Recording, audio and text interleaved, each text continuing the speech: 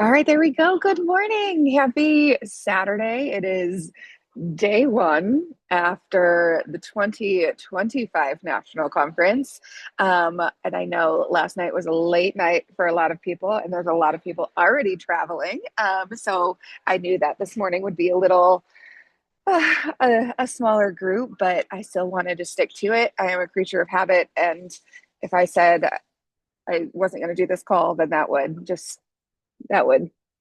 what's the word? Avalanche. I would, that would snowfall. So, got up early to be with you guys here this morning. And uh, I am still processing. I feel like so many people are already sharing these big ahas and moments from conference.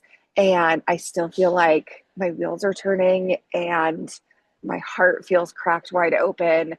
And I don't even know that I can cohesively share about everything that I just absorbed during conference. But I did take a ton of notes. And so I wanted to share a couple of things with you guys this morning, just as we kind of jump into this is week 3 of August. I don't even know. I'm like, today is day one of a week. I think it's week 3 of August. So we still have some time left. Maybe it's week 4.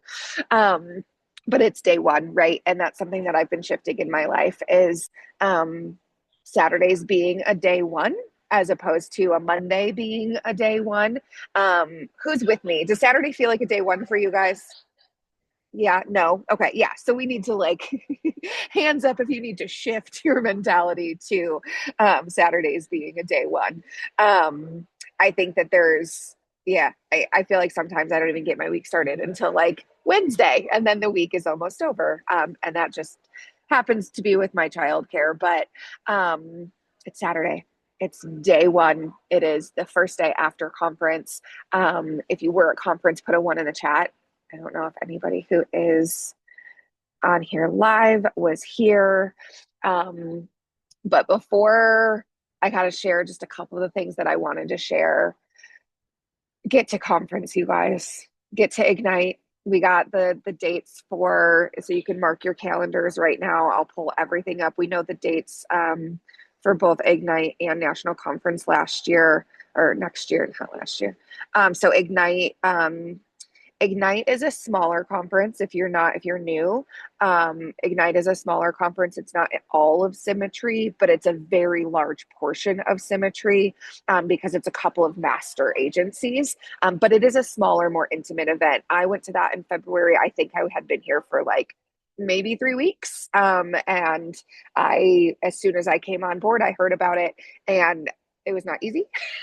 But I made it there, child in tow. So the next Ignite, put it in your calendars right now, March 16th to the 18th, 2026 in Dallas. It's a little weird because it's a Monday to Wednesday. Typically, it's, I think, Thursday to Friday. But if you want to come in early, enjoy your weekend. But the actual conference will be Monday, Tuesday, Wednesday. I highly recommend flying in the day before and flying out the day after.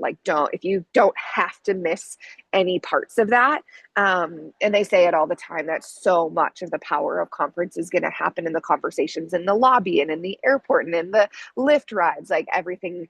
There's so much power. There's so much power in just the conversation. I just rode the elevator with Christopher Clark, who has a massive agency, huge earner, has just done incredible things in this. Last night I went into the hot tub and Marlon Faulkner was there, who he not only has an incredible agency here, but also he does our dream sessions and our vision. And he's just speaks life into people, you guys. And I literally went into that tub because I just wanted to get away and be alone. But I'm like, well, Marlon Faulkner is here. So not going to miss that opportunity to say hello. So get to conference, get to Ignite. National Conference is in September next year. It's later in September. I want to say it's the 23rd. Don't quote me on this because I don't know if I took a picture of that one. But I think National Conference next year is September 23rd to the 25th or 24th to the 26th, but it's later. I know this one was hard for people because a lot of kids are going back to school this week, kind of end of summer. So it's hard to explain. It really is. Put a one in since we don't have any ones in there yet. Put a one in the chat if you've been to a conference or some type of event with symmetry, or a two in the chat if you've maybe been to a conference or something like this with a different company. Has anybody been to anything like this? No? Okay, you guys. It's so hard to explain the energy, the inspiration, and then not just inspiration, right? Because it's not just here when you get poured into like with cool, amazing stories. We get that on the accountability call, right? Um, it is this really healthy blend of inspiration and stories and motivation with so much tactical, so much strategy, so much how to. And I think my biggest, honestly, you guys, my biggest takeaway from all of this is we're overcomplicating it. We're overcomplicating it. We're making it harder than it needs to be. What we do here is so very simple. And I was very, very fortunate to have about 10 minutes with Marshall Wayland one on one time. Marshall is the number one earner in the company. He's our up, right? He's as high as they get. He's direct to the company. And his advice is, it sounds like he gives the same advice to almost everybody, right? Like, keep it simple. Keep it simple. You're overcomplicating it.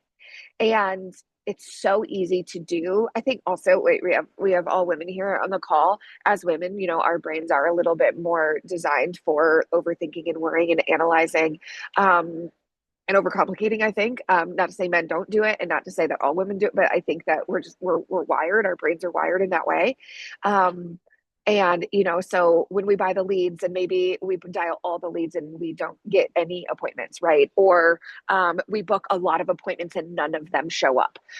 Or the appointments show up and none of them apply for policies, right? Or we write a bunch of applications, but they all get declined. Or we write a bunch of issued business and then we get chargebacks, right? It's so easy in those moments to lose sight of the vision and for our brains to kick in. That's what our brain's job is, to keep us safe. You guys will hear me talk about this. If you haven't already, you'll hear me talk about neuropsychology so much and how our brains actually work. When we are stepping into something new, when we're doing something scary, when we're doing something uncomfortable, before we get to that point where it's second nature, drop a 3 in the chat if there's some part of this business that still feels really new or uncomfortable to you.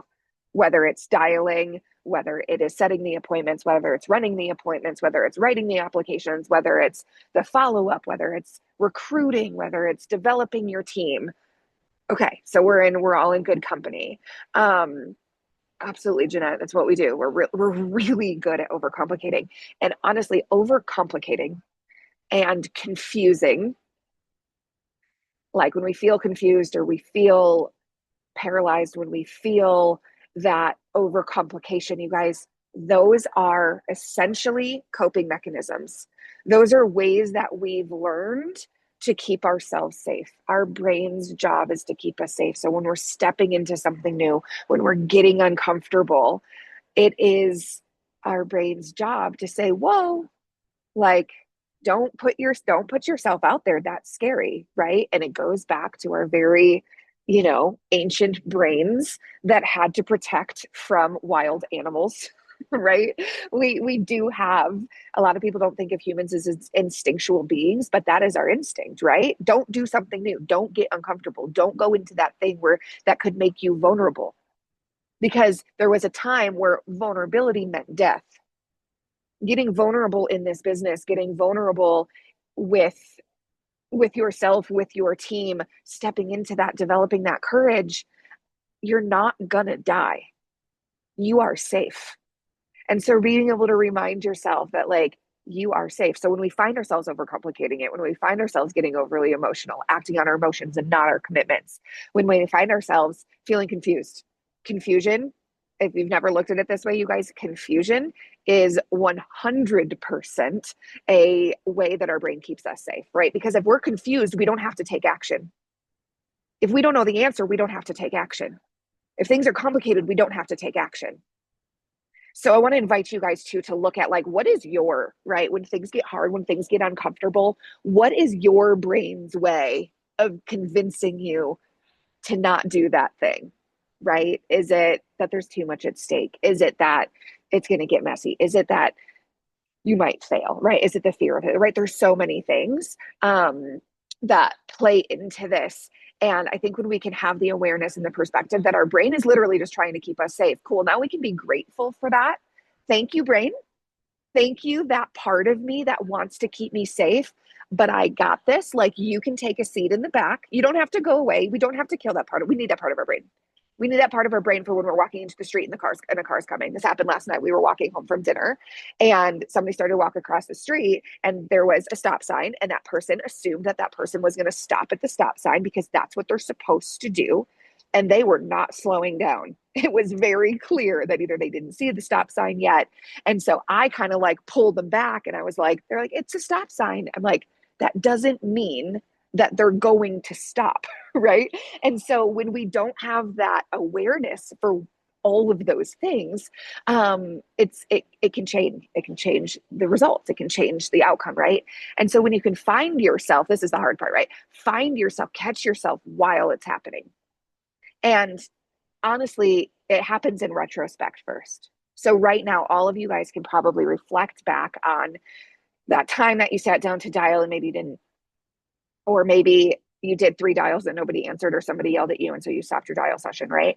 How did you respond to that? What is that pattern for you? What is that feeling or that fear that comes up? And the thing is, if we can see it in retrospect and become more aware of it and start to notice the pattern, then what starts to happen is as it's happening, we can catch ourselves in the moment. Oh, I'm doing that thing. I'm distracting myself. I'm making this more complicated, right? I'm going to get I do this all the time. I sit down for my dial session and oops, I didn't get my water. Oops, I need a snack. Uh-oh, I got to clean up the, I got to get my charger. I got to do all of these things to get my desk right so that I can make some dials. Now my thing is, if I need those things, cool. I'll do that after 25 dials. I'll go get my water. I can do 25 dials without a sip of water. Um, you know, unless it's like an emergent bathroom break, right? Or something. But like, what are those patterns for you? And can you start to notice them as they're happening? Because then what starts to happen when we catch ourselves in the moment and choose something different, then what starts to happen is we can notice it before it happens. And you know that, okay, this thing happens every time I sit down to dial or every time I write, I set an appointment, right? Maybe you get really good at dialing, but then the appointments are what kind of what you got to get good at and get familiar with. And so then we can notice it before the thing happens. And then we can choose and we can say, hey, brain, just so you know, like we're safe. We're going to go do something scary, but we're safe. And I got you. And we're going to do it anyway. We're going to do it anyway. And choosing that different, well, perfectionism is 100% in this in terms of the patterns and the ways that we really sabotage ourselves, right? And it's interesting that the ways that our brain keeps us safe are the way it's synonymous, right? That the way our brains keep us safe is the way that we're sabotaging our success. So there's a little dichotomy, right? A little duality that's happening in our brains and in our space. Did not mean to go on that tangent, but I think it was a really good tangent. And so I'm going to save some of my takeaways and like I said, I think my brain just really needs some time to like formulate everything. And I can tell you guys everything I learned. I recorded every session, right? But there is nothing like being in this room. There is nothing like making eye contact with Marshall Wayland. There is nothing like being able to hug Jim Larson. There is nothing like being in that buzz and that energy. And I will tell you guys, I am extremely introverted. And if you know human design, my conscious sun is in the gate of aloneness. The pillar of my personality is built on aloneness. It is in me to be a lone wolf. Everything about me wants to be alone. And I don't mind being alone. I love being alone. And being introverted, right, you guys, it's a stretch for me. I felt like I hit a wall yesterday. Like, ugh, I was paralyzed because I spent 3.5 days around thousands of people, but it is so freaking worth it. Like, I cannot, like, that's where I get uncomfortable. These spaces are not comfortable for me. But there's ways to make it work, right? There's ways if you are introverted, if big groups make you anxious like me, there are ways to make it work. And I will like before Ignite, I will do a training just on how to survive conference as an introvert. Like remind me if you guys don't hear about this, like how to survive these types of things as an introvert, because that gate of aloneness, you guys, the pillar of my personality, wanting to be alone, like that gate was completely neglected and deprived this week.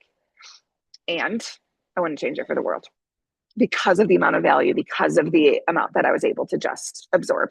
Yeah, you guys, 100% introverts unite. Like we'll have a little introvert moment at Ignite where we'll just like get a quiet room and everybody can just be quiet and not be expected to like say anything or smile for a selfie because those my face hurts. You guys, there's so much. They did Jim did a selfie bingo. And so I was like running around getting all these selfies with all these big players in my face. I was like, I've never smiled so much in my life. I want to be respectful of your time. It is 7:15 Mountain Time, 9:15 Eastern. Very jealous of you guys who got to get a little more sleep than I did. I head back home today, so today's a travel day. I will see you guys all on the accountability call on Monday. If you are direct to me, know that there's more. There's going to be more coming in terms of trainings and just takeaways. But been so grateful for you guys being here. Thank you for making it worth getting up early this morning. Oh yeah, that I should not complain about 7 a.m. Sorry, Kimberly. But I commend you for being here. It's a big deal. The way you guys are showing up for yourselves, you're showing up for your business. I am honored to be in this space with you. I will see you guys Monday. And feel free, as always, I know some of you already have, but feel free to reach out if you have questions, if you want to chat, if you want to dive deeper into neuropsychology. I'm always here to chat about that. I hope you guys have an amazing weekend, and I will see you guys on the accountability call on Monday.